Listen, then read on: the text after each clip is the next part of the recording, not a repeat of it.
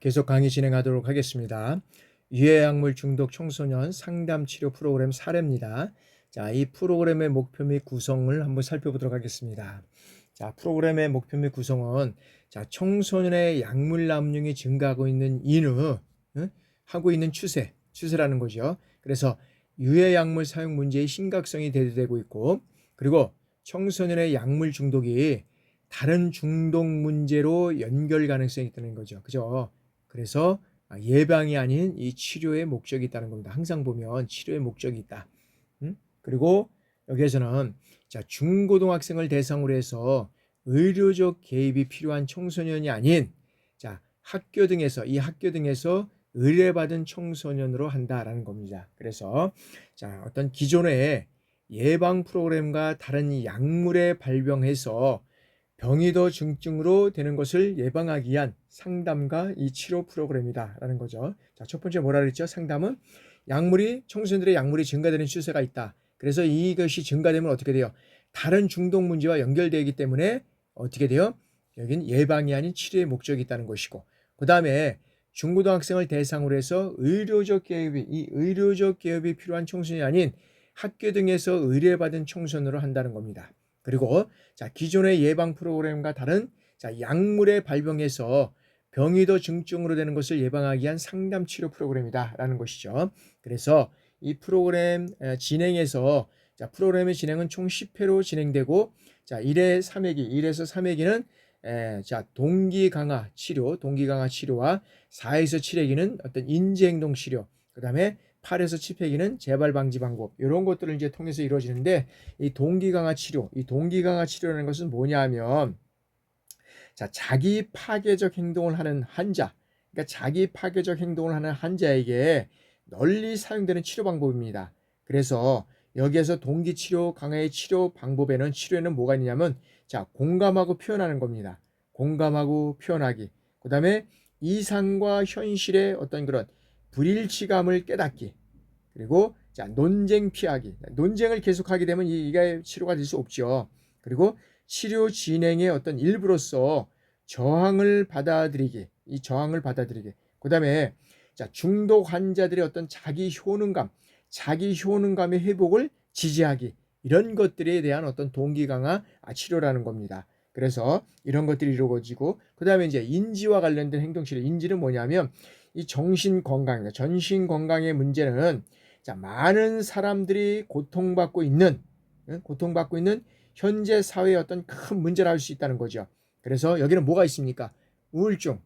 우울증이라든지 뭐 불안장애, 그다음에 트라우마, 그다음에 장애, 이런 어떤 다양한 정신 건강 문제들이 어떻게 돼요? 어떤 개인의 어떤 심리의 어떤 이런 개인의 어떤 그 외상, 이것들을 저하시키고 있고, 그다음에 사회적인 기능을 방해한다는 거죠. 그래서 이러한 것들의 치료는 어떤 것이 있느냐라는 거 보면, 인지라는 것은 생각이잖아요. 인지와 어떤 행동 사이의 이 상호작용을 이해해야 된다는 겁니다. 그래서 그 이해를 바탕으로 해서 개인의 생각을 어떻게 돼요? 개인의 생각의 패턴과 행동을 변화시키는 거죠. 그리고 효과적인 이게 개인의 어떤 패턴과 행동을 변화시키는 효과적인 심리 치료 방법이 어떤 인지 치료 행동이라는 거죠. 그래서 우리가 이제 예를 들어서 인지라는 것은 이제 생각이다. 사람의 생각은 그래서 이게 보면 어떤 치매라든지 이런 것들이 이제 우리가 이제 그 검사를 받게 되면 인지 능력 이런 것들을 꼭 보게 됩니다. 인지가 있느냐 없느냐. 근데 사람은 움직이지 못하는데 인지가 있는 경우가 많이 있거든요. 그래서 우리가 죽을 때까지 보면, 실적으로 보면 인지가 이제 있다는 거죠. 그래서 귀하고 먼저 듣는다는 거죠. 그래서 끝까지 우리가 좋은 어떤 면에서 말을 해야 된다는 겁니다. 그래서 뭐 자녀들이 다른 뭐 얘기를 한다든지 어떤 것들이 하게 된다 그러면 얘기를 못 하더라도 다 듣고 있다는 거죠. 그래서 실적으로 보면 이 동기 강화는 여러 가지 어떤 그 환자에게 어떤 파괴적 행동을 하는 환자에게 널리 사용되는 치료 방법이라 그랬죠. 그래서 서로가 이제 이거는 공감해 주는 거예요. 어떤 공감해 주고 어떤 이런 논쟁을 피하고, 그다음에 이 저항을 받아들이고, 그래서 이런 것들을 이제 회복하는 어떤 치료라 그러면, 인지는 어떤 겁니까? 정신 건강의 문제. 이거를 이제 그래서 우울증이라든지 불안장애, 트라우마 장애 뭐 이런 것들에 대한 어떤 것들을 저하시키는, 이런 어떤 이제 것들이 이제 인지 기능 능력이다라고 이제 우리가 볼 수 있다는 거죠. 이런 것들을 통해서 우리가 이제 프로그램을 이제 진행하게 된다라고 이제 보게 되는 거죠. 그래서 자, 유해 중독 청소년의 상담 치료 프로그램 일정을 한번 보면 아까 이제 기본적인 거는 이제 10회기로 진행한다 그랬습니다. 그래서 1회지 3회기는 뭐로 있죠? 동기 강화 치료고, 그다음에 4회기 치료기는 인지 진동, 그다음에 8회기 10회기는 재발 방지 방법, 이런 것들이 이제 진행하는 프로그램이다라고 이제 말씀드렸습니다. 자, 첫 번째, 자, 1단계 이제 변화의 단계입니다. 변화의 단계는 뭐냐면 관계를 형성합니다. 동기를 형성을 하고, 그다음에 변화의 단계를 이해하고, 그다음에 자신의 변화 단계를 파악하는 겁니다. 제일 중요한 거는 관계 형성이죠. 관계 형성. 변화의 단계는 관계 형성을 해줘야 된다라는 것이고, 자, 두 번째는 약물 사용의 좋은 점과 덜 좋은 점. 좋은 점과 덜 좋은 점. 약물 사용의 좋은 점과 덜 좋은 점을 활동 목표를 통해서, 자, 양가의 어떤 감정의 탐구와 해결을 통해서 이루어져 간다. 그러니까 약물 사용의 좋은 점과 덜 좋은 점을 우리가 이제 활동 목표를 통해서 좋은 점은 뭐고 덜 좋은 점은 뭐고 여기에 대한 탐구와 해결을 통해서 이제 이루어져 가는 것이 이제 프로그램의 이제 일정이고요. 세 번째는 자, 인생 극장. 첫 번째는 강점 찾기고, 두 번째에서는 미래 상상하기야. 그러니까 강점 찾기에서는 자, 작은 성공의 이야기를 통해서 어떻게 자신의 강점을 찾는 겁니다. 그러니까 작은 성공이, 그러니까 나는 어떤 면에서는 청소년들이나 어떤 집안에 여러 가지 자녀들이 있다면 그 이제 저소년의 아들, 그러니까 뭐 저학년에 이제 뭐 1학년서부터 이렇게 이제 뭐 3학년 이제 이렇게 올라가기까지 뭐 청소년도 가능합니다. 그래서 나는 우리가 이제 그런 얘기를 많이 하잖아요. 이제 예를 들어서 우리가 이제 그 자녀가 이제 시험을 봤는데 뭐 예를 들어서 뭐 사회 과목을 뭐 잘해가지고 100점을 받아왔어요. 야, 엄마 나 오늘 시험 본 거 사회 과목 100점 받았었는데 잘했다 그러는데, 아 정말 잘했다. 정말 다른 사람 잘했는데, 야 다른 사람도 그랬니? 뭐 이런 거. 그 다음에 야 다른 거는 국어는 몇 점이니? 뭐 예를 들어서 국어는 몇 점이니? 과학은 몇 점이니? 뭐 이런 것들을 가지고 물으면 안 돼요. 그거에 대한 것들을, 아 그래 100점 맞았구나, 그래 잘했구나, 그래 이렇게 하면은 다른 것부터 잘할 수 있겠구나, 이런 어떤 격려를 해줘야 되는데 우리는 그렇지 못하다는 거죠. 어? 아이들의 사기를 깎아뜨리는 거야. 그래서 성공의 이야기를 통해서 자신의 강점을 자꾸 찾아주고, 그것을 통해서 아이들의 어떤 그런 자신감을 일으켜주는 그런 것들이 중요하다는 거죠. 강점을 찾아주는 거. 그리고 두 번째는 이제 미래 상상입니다. 자, 미래의 건강한 자신의 모습과 현재의 모습과의 어떤 이 불일치를 발달시키는 겁니다. 그러니까 미래의 현재의 모습을 통해서 이 미래의 어떤 그 내 모습을 보는데, 미래의 모습과 현재의 모습의 불일치, 이것을 어떤 면에서는 자꾸 이제 불일치를 발달시켜 주는 거죠. 그래서 현재의 상태는 이런데, 자 다른 사람들도 봐라, 이러이러한 상태에 있었는데 이러이러한 것들을 극복 통해서 이렇게 이루어갔다라는 것들을 이제 상상하는 것들을 이제 해준다면 상당히 이제 좋은 프로그램이 될 수 있다는 거죠. 그런 것들을 통해서 이루어져 가고, 자 지금의 내 모습, 지금의 어떤 내 모습은, 자 약물 중독의 어떤 선별을 검사를 하고, 그 다음에 약물이 내 삶에 어떻게 변화시키는지에 대한 이 숙고와 상호 공유를 하는 것이 상당히 중요하다. 그러니까 내 모습, 지금의 내 모습을 통해서 약물 중독의 선별 검사를 통해서 이 약물이 내 삶에 어떻게 변화시키는지에 대한 여기엔 숙고와 상호 공유 작용이 필요하다라는 것이고, 자 약물이 나에게 미치는 영향, 약물이 정신과 신체에 미치는 영향은 어떤 것이 있는지, 이런 것들을 통해서 이루어져 가야 된다. 그래서 실질적으로 보면 이 정신과 신체에 어떤 영향을 미칩니까?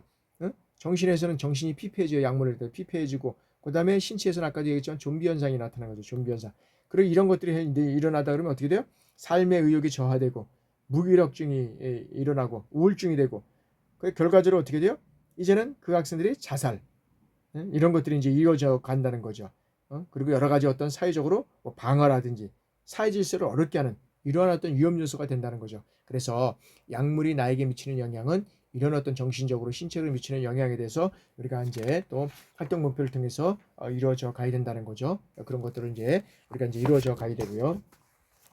자, 다음에는 자, 나를 중독으로 몰아가는 것들이 있습니다. 나를 중독으로 몰아가는 것들이, 나를 중독으로 몰아가는 유발인자가 어떤 것들이 있는지, 이거에 대한 어떤 선명과 판별을 해야 된다는 거죠. 그래서 여기에서 유발인자가 상당히 중요한데, 유발인자는 자, A와 플러스 B의 결합은 어떤 면에서는 C가 나온다, 이거는 아니죠. 공사 항상 보면 A를 통해서 B가 더해지면은 예를 들어서 C가 아니라 D가 나올 수도 있고 E가 나올 수도 있고 F가 나올 수 있다는 거예요. 이런 것들이 돼야 되는데, 이건 유발인자에 대한 것들은 A와 플러스 B는 꼭 C다라고 하는 것은 아니라는 거죠. 그래서 이런 어떤 유발인자에 대한 설명과 판별이 이제 이루어져 가야 된다는 거죠. 그러나 약물과 또 약과 어떤 약물과 그다음에 약물에는 우울증이 있다. 이것은 거기까지로 자살하고 파괴다.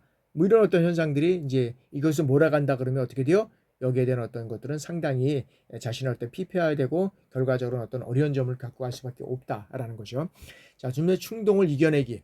자, 생각, 멈춤 기법을 우리가 활용하고 다양한 대처 방법을 실습하고 그다음에 이 단약을 위한 원칙을 제시하는 겁니다. 그러니까 충동이 내 삶에 충동이 일어나면 어떤 생각을 통해서 이 멈춤 기법을 할 것인지 그 다음에 이것을 어떻게 대처할 것인지 여기에 대한 어떤 실습이 있어야 되고 그 다음에 여기에 대한 어떤 원칙이 있어야 된다는 거죠. 이런 것들을 통해서 내 삶에 어떤 충동이 일어날 때 이런 것들을 제어할 수 있는 이런 어떤 방법들을 또 찾아내는 것이 상당히 중요하다라는 것이고요. 자, 화나는 것이 뭐 어때? 라고 했는데 주제는 화나는 것이 뭐 어때요? 화는 날 수도 있죠. 그러나 화냈을 때 어떤 감정을 조절하고 그 다음에 허용 가능한 분노의 표현은 어디까지이고 그 다음에 분노를 진정시키는 방법은 어떤 것이 있는지 자, 화날 때 어떻게 말할까 뭐 이런 것들을 통해서 이제 이런 것들 활동 목표를 통해서 또 이제 내용을 통해서 이런 것들이 이루어져 가야 된다는 거죠. 그래서 실적으로 보면 화내는 것이 누구든지 화낼 수 있죠. 그죠? 그러나 그 감정을 조절하고 어떤 면에서는 분노를 조절하는 것이 상당히 중요하다는 거죠. 근데 이거를 참지 못하면 어떻게 될까요? 분명히 여러 가지는 엄청난 여러 가지 어떤 사건과 사고에 라는 것을 우리가 보고 있잖아요. 분명히 순간적으로 화가 나가지고 그래서 우리가 이제 차를 타고 가다 보면 이렇게 있잖아요. 차를 타고 가다 보면 쭉 해서 이제 이렇게 중앙선이 있고 이제 이게 실선이 이렇게 이제 있습니다. 이렇게 해서 이제 가고 있는데 이제 계속적으로 이제 이렇게 이제 예를 들어서 이제 가고 있는데 시적으로 보면 앞차의 거리가 상당히 많이 있는데 안 가고 있네. 좀 천천히 가고 있는 거지. 그럼 어디 화가 나는 거죠. 이렇게 가려고 하다 보니까 자기도 이렇게 가고, 화가 나는 거죠. 비켜주지도 않고. 뭐 그렇게 된다면 그냥 내려가지고, 뭐 어떨 때 보면 그냥 뒤에 있는 그 골프채를 가지고 뭐 앞유리를 뭐 친다든지 뭐 이런 경우도 많이 있잖아요. 뭐 그런 경우도. 그러니까 화가 났을 때 어떻게 조절하고 분노를 표현하는 방법을 알 것이냐. 이것이 이제 활동 목표로 이제 이루어져 가고 있어야 되고요. 그 다음에 이제 대화의 달인이다. 대화는 실적으로 보면 이게 참 훈련이죠. 훈련. 자, 의사소통 기술을 배우고 역할극을 통해서 이 어떤 주장을 훈련하는 겁니다. 그리고 나에 대한 어떤 전달법을 이루어가는 거예요. 그러니까 대화는 어떤 면에서는 이제 대화를 잘하기 위해서는 사실 책을 많이 읽어야 되는 게 중요합니다. 책을 많이 읽고 그다음에 발표를 많이 해야 된다는 거죠. 발표. 이 발표를 하다 보면 처음에는 잘 못하지만 계속적으로 이런 걸 하게 된다 그러면 이제는 어떤 면에요?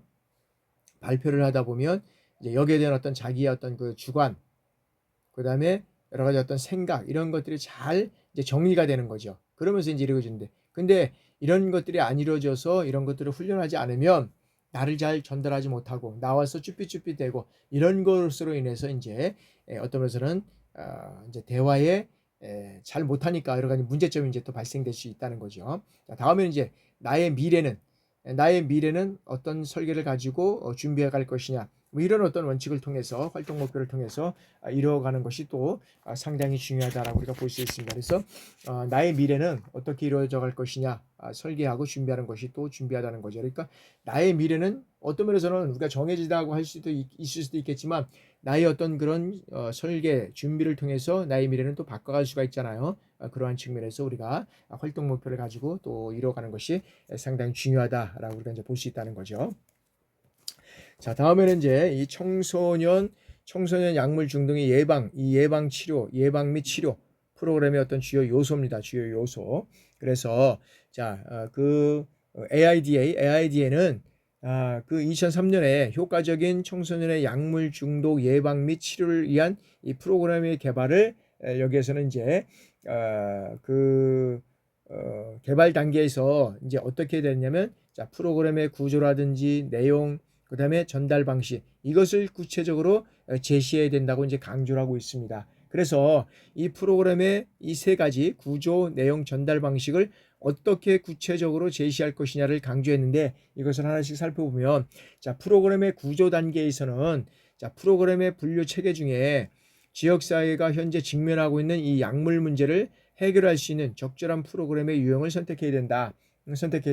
그래서 선택한 유형에 대해서 적합한 프로그램 대상자를 선정을 하고 그리고 학교, 그 다음에 병원 이런 학교와 병원 등을 대상으로 하는 프로그램은 어떤 배경에서 실시할 것인지 이것을 결정해야 된다는 거죠. 이것을 결정해야 된다는 것이요.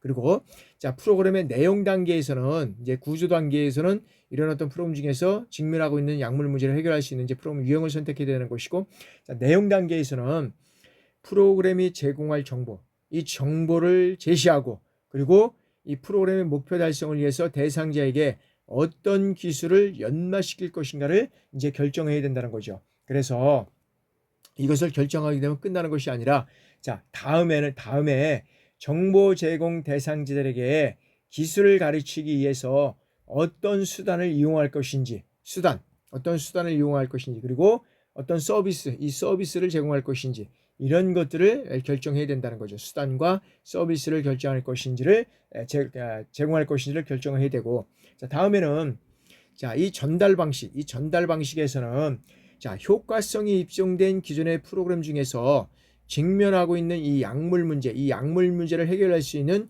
적절한 프로그램을 선택을 하고, 그 다음에 선택한 프로그램을 직면한 지역사회의 특성상에 맞게 어떻게 수정할 것인지를 검토하고, 마지막은 어떻게 돼요? 이 프로그램의 효과성을 이행할 수 있는 이 방식을 결정해야 된다라는 것입니다. 그래서 실질적으로 보면 이제 전달 방식에 있어서는 이 여러 가지 어떤 기존의 프로그램에 직면하고 있는 이 약물 문제를 어떻게 해결할 수 있는지를 이 상황에 맞게 검토하고, 마지막으로는 이런 것들을 효과적으로 이행할 수 있는 이 방식을 결정하는 것이 이제 약물 치료, 예방 및 치료의 중요 요소가 된다라고 말씀드릴 수 있고요. 자, 다음에는 이제 이 프로그램의 구조입니다. 이 프로그램의 구조를 우리가 살펴보면, 자, 프로그램의 구조 결정 시에 자, 프로그램의 유형이라든지 대상자, 그다음에 배경 선정, 이런 것들이 이제 포함이 되게 되는데, 자, 이때 프로그램의 목표의 수행을 효과적으로 수행할 수 있도록 이제 유형 선택이 필요하다는 겁니다. 자, 예를 들어서 청소년에게 약물에 대한 이 저항 능력을 훈육시키는 것이 이 프로그램의 목표라고 한다고 그러면 학교 프로그램을 생각해 볼 수 있다는 거죠. 그리고 취약한 환경에 속해 있는 이 청소년과 부모에게는 가족 프로그램을 생각해 볼 수 있다는 겁니다. 그래서 대상자를 선정하는 데 있어서 지역사회가 직면한 이 약물 중독 예방과 치료의 필요성을 먼저 우선순위를 가지는 이 집단을 대상으로 해서 선정을 해야 된다는 것입니다. 그래서 이 프로그램의 내용을 구성할 때 우선순위에 의해서 선택된 대상자의 특징을 최대한 반영할 수 있는 요소를 포함해야 된다라는 겁니다. 자, 다음에는 자, 프로그램의 내용입니다. 자, 프로그램 내용 개발에 있어서 청소년이 직면한 이 약물 사용에 관련된 위험 요인을 감소시키는 동시에 자, 보호 요인을 강화시키는 데 이 중점을 둬야 한다는 겁니다. 자, 그래서 정보는 약물의 어떤 특성이나 효과, 그리고 약물과 관련된 지식, 그다음에 제공과 관련된 법과 정책에 대한 정보를 제공하는 것을 우리가 포함한다라고 말씀드릴 수 있습니다. 그래서 정보 제공만으로는 약물 남용을 막는데 효과적이지 못해서 약물에 대한 저항하는 기술을 개발시키는 것이 반드시 필요하다라고 말씀드릴 수 있습니다. 그래서 이것을 통해서 도구와 서비스를 제공하는 것은 청소년들의 능력을 개발시키는데 필수적인 이러한 어떤 사항이 될 수 있다는 겁니다. 그래서 이 기술 개발은 가족 내 의사소통 기술을 증진시키고, 그 다음에 사회성과 어떻게 돼요? 감성의 발달을 촉진하고, 그리고 학교 성적을 향상시키고, 그리고 동료 집단의 압력을 거절하는 능력을 향상시키는 이러한 어떤 것들을 생각할 수 있다라고 우리가 볼 수 있다는 거죠. 그래서 이 도구라는 것은 약물 사용을 저지시키기 위해서 학교에서 약물 압력에 대한 어떤 규칙을 세워서 지키고, 그리고 지역사회에서는 어떻게 돼요? 약물 관련 법규의 내용을 강화하고 이행하는 이런 어떤 엄격한 이런 어떤 내용들이 포함이 되는 것이 중요하다라고 말씀드릴 수 있습니다. 자, 다음에는 자, 프로그램 선택입니다. 프로그램 선택. 자, 이 프로그램의 선택은 객관적으로 이 효과성이 검증된 프로그램으로 자, 지역사회의 이 필요성이 부합되는 내용을 가진 프로그램 중심으로 이제는 선택되어야 한다라는 것입니다. 그래서 자, 지역사회와 부합되는 이 프로그램의 선택을 위해서 주어진 환경에서 약물 중독과 관련된 어떤 위험 요인 그리고 보호 요인을 밝혀내고 그 사회에서 약물 남용의 문제점과 이 필요성을 인식하고 그리고 현존하는 프로그램을 체계적으로 생각을 해서 기존 프로그램을 해결하지 못하는 이 한계점 파악이 필요하다는 겁니다. 그래서 이 프로그램의 선택이라는 것은 선택한 프로그램을 다양한 상황에서 집단의 필요성에 맞게 그 내용을 정리하는 것을 우리가 의미한다라고 말씀드릴 수 있습니다. 그래서 이것을 통해서 효과성이 입증된 이 프로그램을 지역사회가 직면한 특별한 환경 그리고 혹은 특정한 집단에 맞춰서 적절하게 변경하는 것이다 라고 말씀드릴 수 있습니다. 그래서 이 과정에서 프로그램 효과의 이 효과성에 필수적인 핵심사항 이런 것들이 손상되지 않고 보존될 수 있도록 주의가 필요하다라고 말씀드릴 수 있습니다. 자, 다음에는 자, 청소년 교류활동 프로그램의 유형 및 사례를 우리가 한번 살펴보도록 하겠습니다. 자, 청소년의 교류활동 유형입니다. 이 교류활동 유형에는 어떤 것들이 있는지 우리가 한번 살펴보도록 하겠습니다. 자, 이 청소년 교류활동의 유형에는 이제 청소년 기본법과 청소년 진흥법을 통해서 우리가 이제 살펴보면 자, 청소년의 기본법에 있어서는 이 기본법에 있어서 여러 가지 어떤 이제 문제가 이제 있을 수도 있겠지만 이 청소년 기본법에서 말하고 있는 것은 자, 우리나라의 청소년 활동의 이 활동은 청소년의 어떤 균형 있는 성장, 이 균형 있는 성장이 있잖아요. 균형 있는 성장을 위해서 필요한 활동과 활동을 소재로 하는 수련 활동이라든지 교류 활동, 문화 활동 이러한 다양한 형태의 활동을 우리가 청소년 기본법에서 청소년 활동이라고 말씀드렸다라는 겁니다. 자, 이렇듯 청소년 교류 활동, 이 청소년의 교류 활동은 어떤 것입니까? 문화 활동이라든지 교류 활동은 문화 활동이라든지 수련 활동, 봉사 활동, 단체 활동 이런 것들과 함께 중요한 청소년 활동의 어떤 중요한 하나이다라고 말씀드릴 수 있습니다. 그래서 이 청소년 활동 기본법, 청소년 활동 진흥법에서 보면 그래서 청소년 활동 진흥법에 있어서는 여기는 뭐냐면 2조 제4호에 있습니다. 4호. 2조 4호에서 따르면 자, 청소년 교류 활동은 어떤 것이냐면 청소년이 지역 간에 그다음에 남북 간에 국가 간의 다양한 교류를 통해서 이 공동체 의식을 함양하는 체험 활동으로 규정을 하고 있습니다. 그래서 이 조항은 어떤 것이냐면 자, 청소년 교류 활동의 개념 및 유형 그리고 이 특성을 구체적으로 이제 제시하고 있는데 그럼 어떤 것이냐면 자, 청소년 교류 활동은 지역 간의 교류가 있고 남북 간의 교류 그다음에 어떻게 되어 있습니까? 국가 간의 교류, 국제 교류죠. 이런 것들을 통해서 그 유형이 나눠지고 있다는 겁니다. 그래서 청소년으로 하여금 어떻게 돼요? 이 공동체 의식 함량을 목표로 하고 있고 그다음에 이 체험 활동을 통해서 실적으로 보면 이 청소년 교류 활동은 청소년으로 하여금 어떻게 돼요? 세계화, 그다음에 국제화, 그다음에 지방화 이러한 시대로의 어떤 시대적 변화, 환경 변화에 적응하고 그다음에 국제 무대에서의 어떤 글로벌 리더십 함량을 위해서 어떤 면에서는 최근에 중요성을 강조되고 있다라고 우리가 볼 수 있다는 거죠.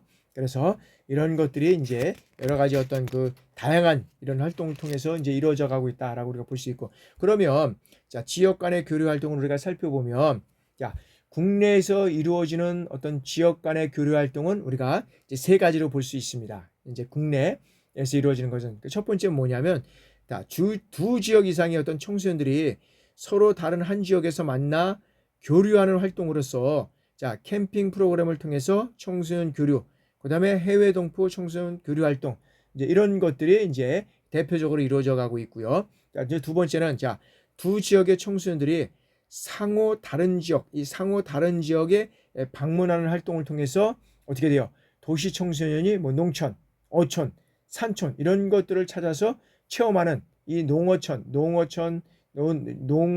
산업, 어업 활동 이런 체험 활동을 통해서 농촌의 청소년들의 도시 방문 프로그램 이런 어떤 도농 청소년 프로그램 도서와 육지 간 청소년 교류 활동 이런 것들이 이제 이루어지고 있다는 거죠.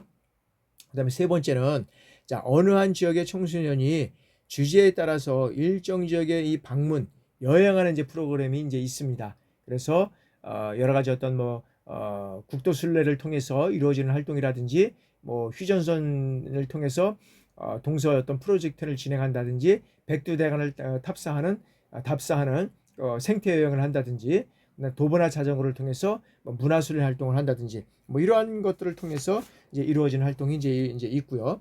다음에는 이제 남북 간 교류 활동이 있습니다. 자, 분단 국가라는 특수한 상을 통해서 이제 교류 활동 유형 중에 하나인 그 남한의 청소년들이 북한을 방문하거나 북한의 청소년이 남한을 방문하는 교류 활동. 실적으로 남한의 청소년들이 북한을 방문하는 경우는 가능할 수도 있겠지만 북한의 청소년이 남한을 방문하는 경우는 거의 아마 어려울 상황이 될 수도 있겠죠. 그런 상황이 이제 여기서 이제 이루어져 가고 있고요. 그러나 이제 이것이 안 되면 어떻게 돼요? 제3국이나 3지대 이런 것들을 통해서 남북의 청소년들이 만나 교류하는 유형, 그죠? 이런 것들이 이제 3유형을 통해서 이제 이루어져 가고 있고요. 자, 국가 간 교류 활동입니다. 국가 간에.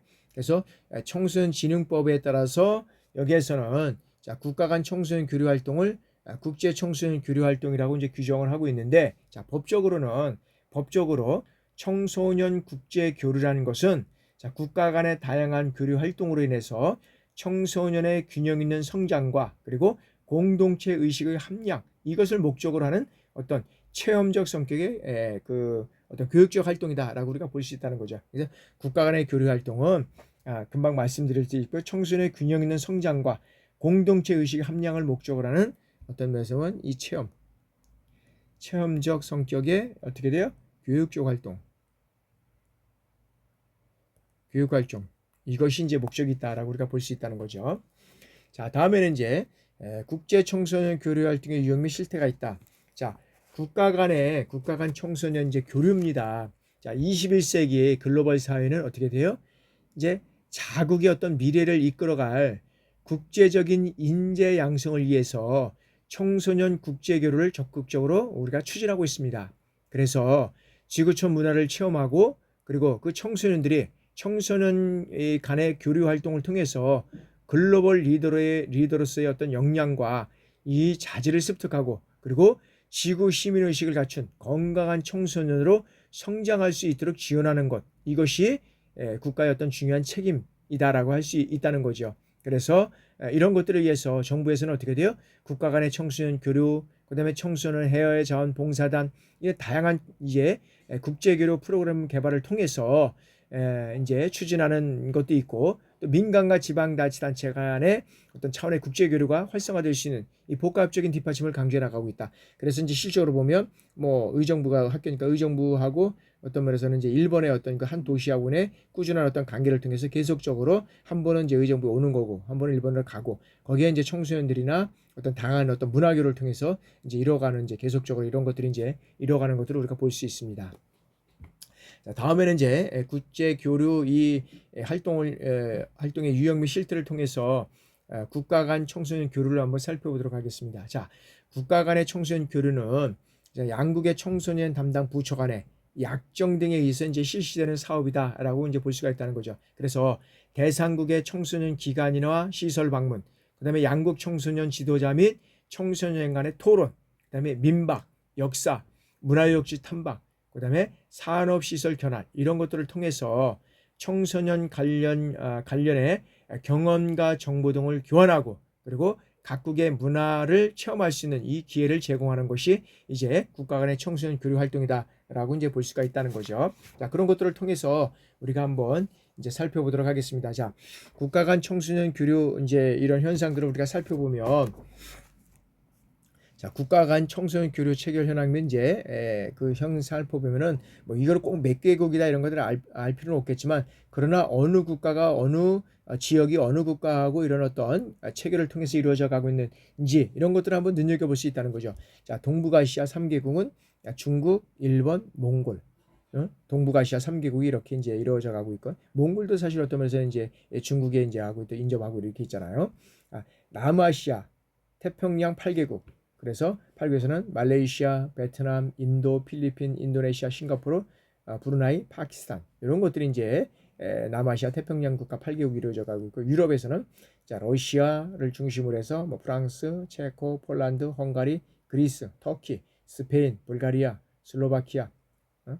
아제르바이잔 뭐 이런 것들을 통해서 이제 유럽의 시부역들이 이런 국가를 통해서 이제 이뤄가는 모습들을 보고요. 자 중남미 이제 4개국은 뭐 칠레, 멕시코, 콜롬비아, 아르헨티나 이런 것들이 이뤄가고, 자 중동 아프리카 9개국은 사우디를 포함해서 뭐 이스라엘, 뭐 수단, 모로코, 튀지니, 카메룬, 카타르, 이집트, 아랍에미레이트 뭐 이런 국가들이 이제 그걸 통해서 이제 이루어져 가고 있는 것을 우리가 이제 보고 있고요.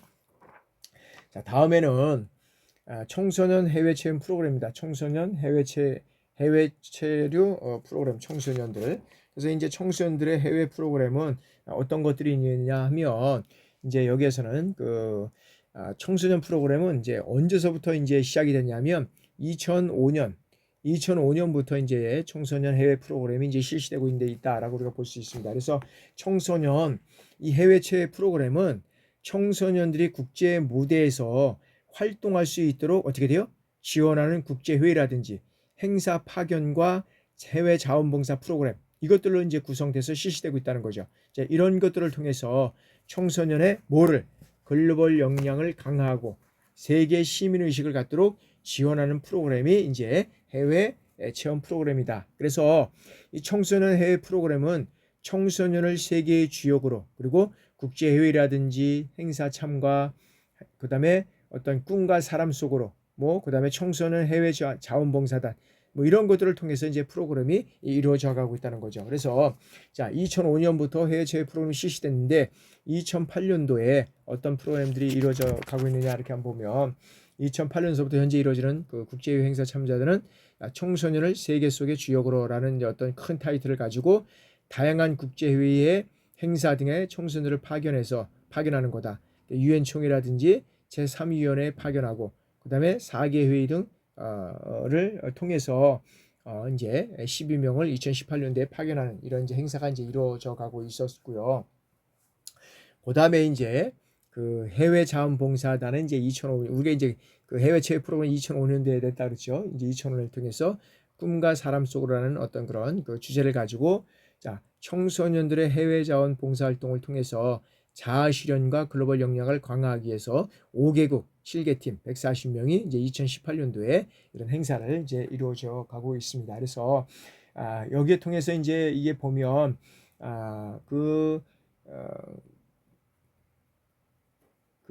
여기에서 이제 자아 실현과 글로벌 역량을 통해서 이제 세계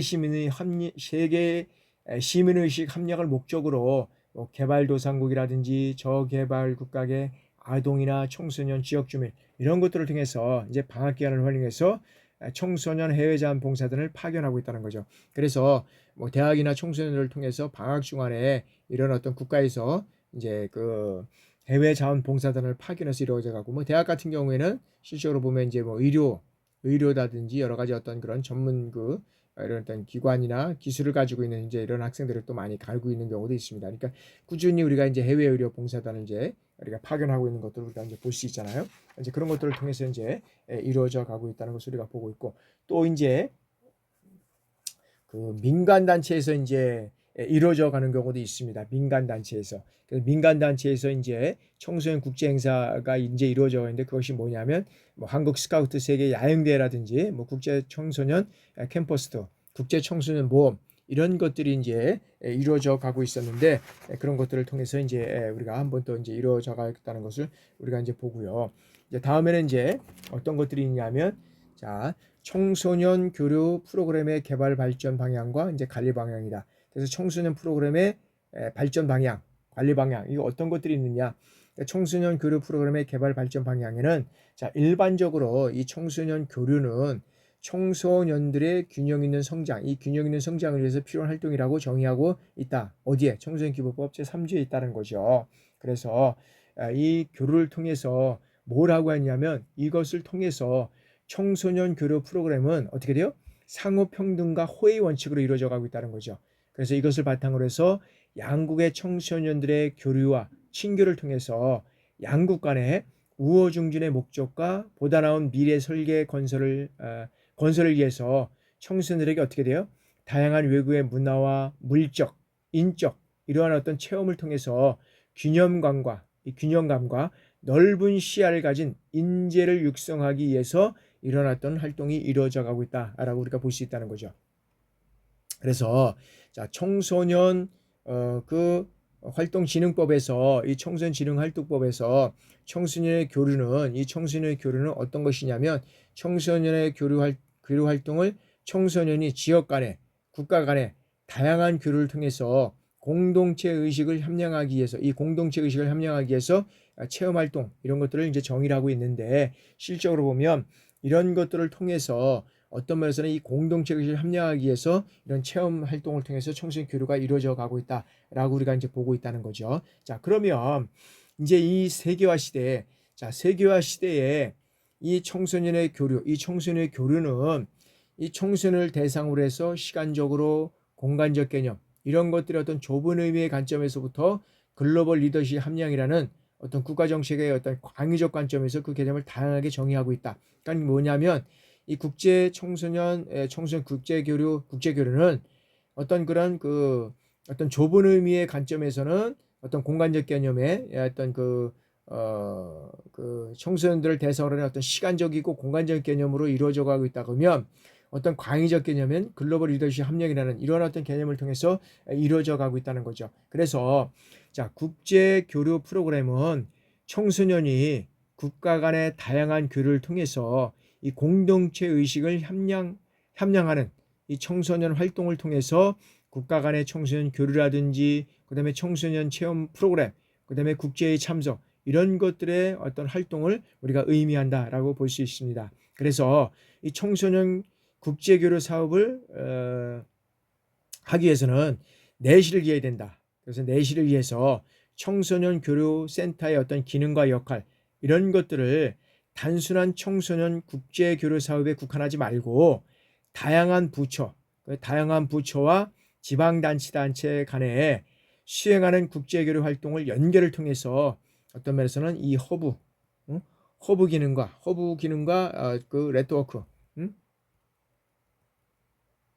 네트워크 기능 이런 것들을 그 역할을 수행해야 된다. 그래서 청소년의 국제교류 프로그램이 일회성이 아닌 상시적으로 운영되기 위한 이런 프로그램들 이런 것들이 이루어져야 되고 그리고 질롭고 그다음에 어떤 면에서는 단순한 체험보다는 공통의 의제를 발굴해서 내실 있는 이런 어떤 청소년이 국제교류 간의 어떤 그런 관계가 이루어졌으면 좋겠다라고 우리가 이제 말씀드릴 수 있습니다.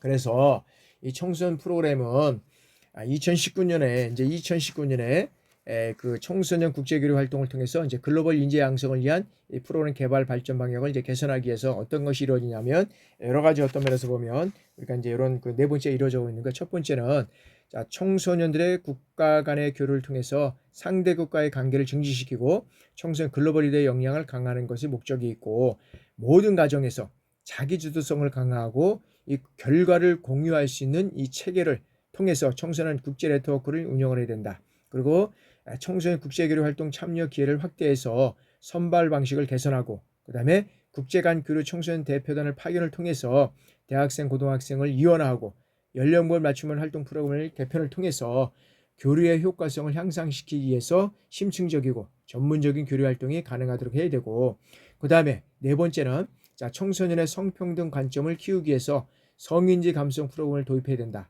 그래서 참여자, 수요자 맞춤 성평등 이 교육으로 인해서 성인지 감수성을 지닌 글로벌 리더로서 성장할 수 있도록 해야 된다라는 것이 이제 또 개선 방법이고요.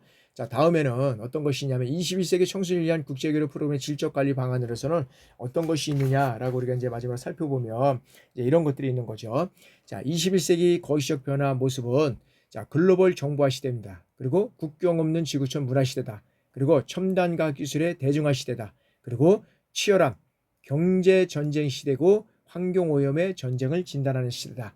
그러니까 이러한 시대에 우리 청소년들은 정보의 범람과 환경 오염에 어떻게 돼요? 무방비로 노출되어 있다라는 겁니다. 그래서 이런 어떤 그 청소년에 대해서 어떤 그런 교류 활동을 통해서 이러한 질적 관리가 이루어져야 되냐 이런 것들을 보겠다는 거죠.